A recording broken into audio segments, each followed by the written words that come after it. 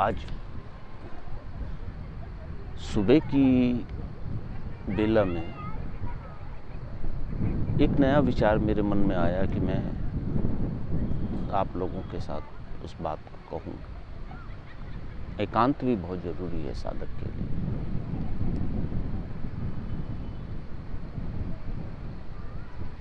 एकांत साधक को जमीन से ऊपर उठाने की क्रिया में बहुत सहायक होता है। एकांत अपने आप को पहचानने की क्रिया है।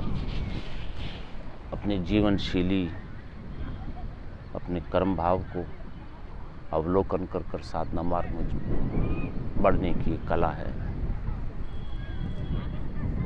एकांत प्रकृति से जोड़ने की भी एक कला है और साधना का मार्ग भी प्रकृति से जुड़ने की कला है। जब तक प्रकृति का समावेश साधक के अंदर नहीं होता तब तक उसको साधना मार्ग की सफलता और उस ज्ञान चिंतन का पता नहीं होता।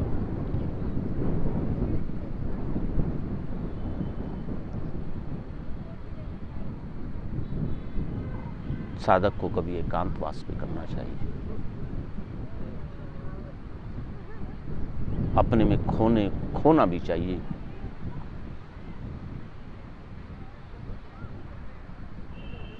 अपने आप को प्रकृति से जुड़ना भी चाहिए। अपने आप को समा देना चाहिए। कलकल करती हुई धारा के साथ, विसर्जन के साथ समा देना चाहिए।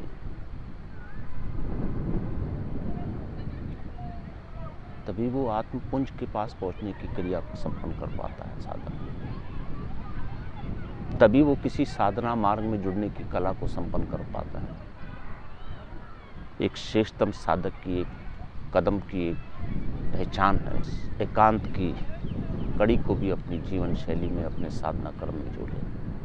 क्योंकि जब हम बहती हुई गंगा या बहती हुई नदी की धारा के पास बैठते हैं तो बाह्य भाग है जीवन का कि हम उस धारा को अवलोकन करें, देखें, उस जीवन शैली को देखें जो बहती रहती है, लगातार अपने कर्म भाव में बहती रहती है। उससे कुछ सीखें, मनन करें। साधना के मार्ग में मनन करने की क्रिया है। जब साधक के मनुष्य के शरीर में, मानव के शरीर में 70% का जल का भाव रहता है। जल हमारे आंतरिक आवरण से अगर निकल जाए तो मुर्दा शरीर है, मृत शरीर है।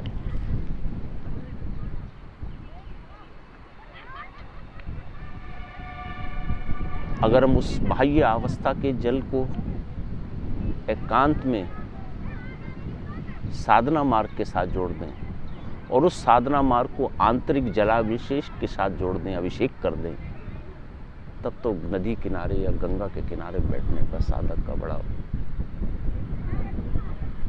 औचित्य होता है। निरंतर उसको अलंकृत भाव प्राप्त होते रहते हैं। निरंतर उसको माँ गंगा या नदी की जलधारा के साथ एक गतिमान होने की कला का प्राप्त हो सकता है। ऐसा साधक अच्छा होता है,